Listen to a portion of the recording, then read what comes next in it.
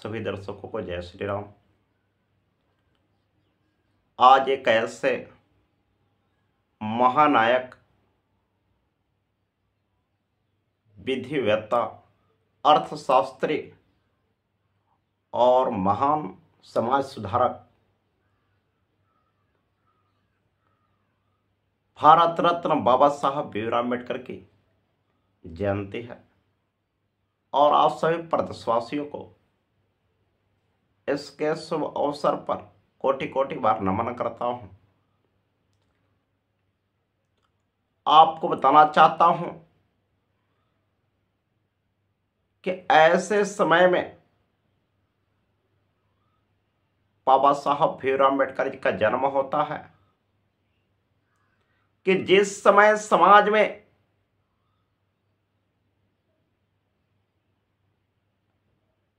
बहुत विकृतियां थी, छुआछूत चरम पर था, उस समय 14 अप्रैल आज ही का दिन 1891 में जन्म होता है। उन्होंने तमाम सामाजिक बंधनों को तोड़ते हुए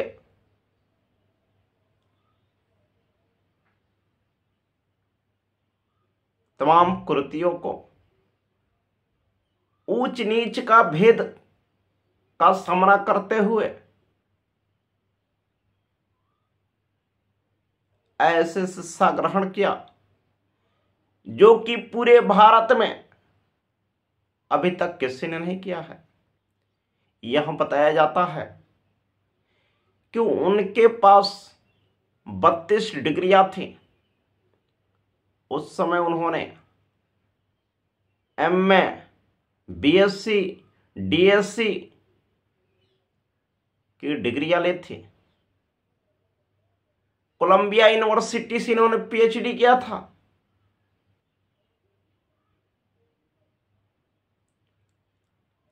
मैं आज के युवाओं को बताना चाहता हूं कि जो लोग इस बात को लेकर के अपने माता पिता को भ्रमित करते हैं या समाज को गुमराह करते हैं कि हमारे पास व्यवस्थाएं नहीं है आगे बढ़ने के लिए, एक बार सोचिए बाबा साहब भीमराव अम्बेडकर जी के बारे में कि इतनी छुआछूत चरम पर थी कि उन्हें पाठशाला में बैठने नहीं दिया जाता था। उसके बावजूद भी जब उन्होंने शिक्षा ग्रहण कर ली तो भारत ने वो मान सम्मान दिया है कि आज भारतीय संविधान के जनक के रूप में उन्हें जाना जाता है। ये केवल और केवल ये शिक्षा का ही देन है।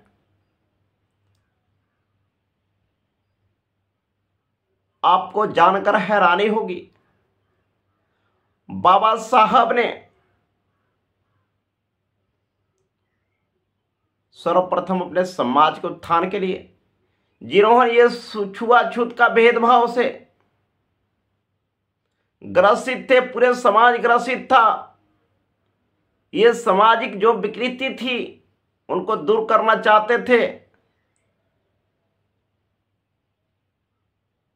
और महिलाओं को उत्थान के लिए मुझे नहीं लगता है कि भारत के किसी भी वर्ग की महिला हो आज अगर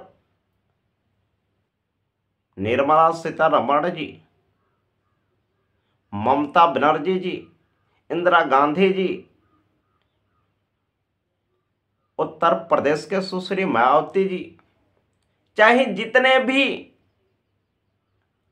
हमारे माताएं बहनें अच्छे अच्छे पदों पर आसीन हुई थी या हो रही हैं, ये भारतीय संविधान का देन है, बाबा साहब भीमराव अम्बेडकर जी का देन है।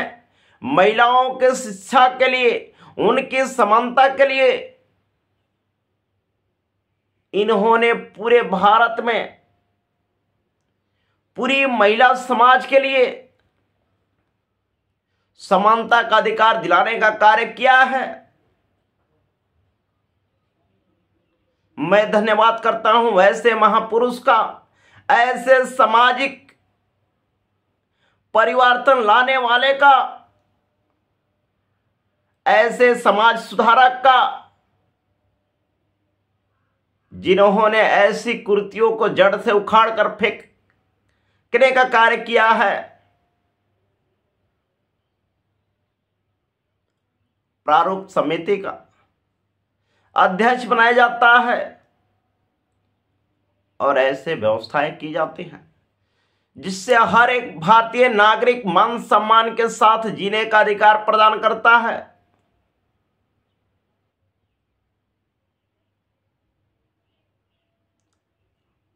उत्तर प्रदेश सरकार ने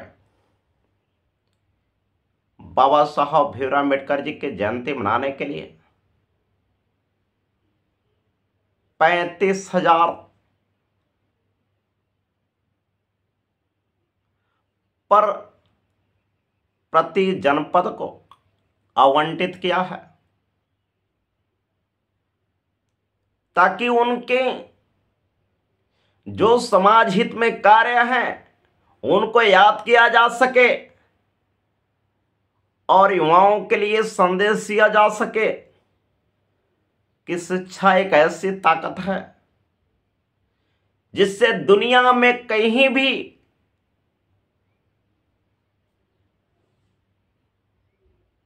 चले जाइए सम्मान की निगाहों से देखे जाते हैं।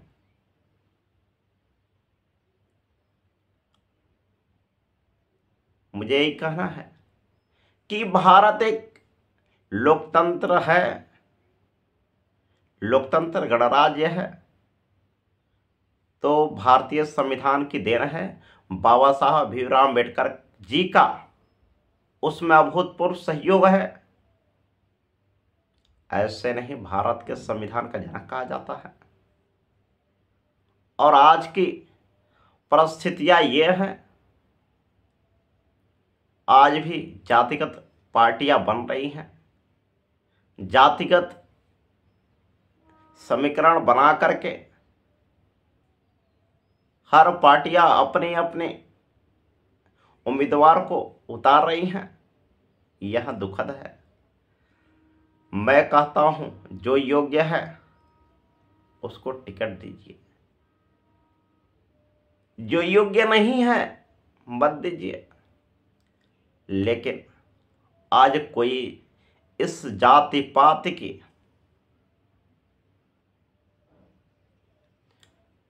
समीकरण का आधारित कोई जातियां इससे वंचित नहीं है। और हाँ, ऐसा नहीं है, उस समय भी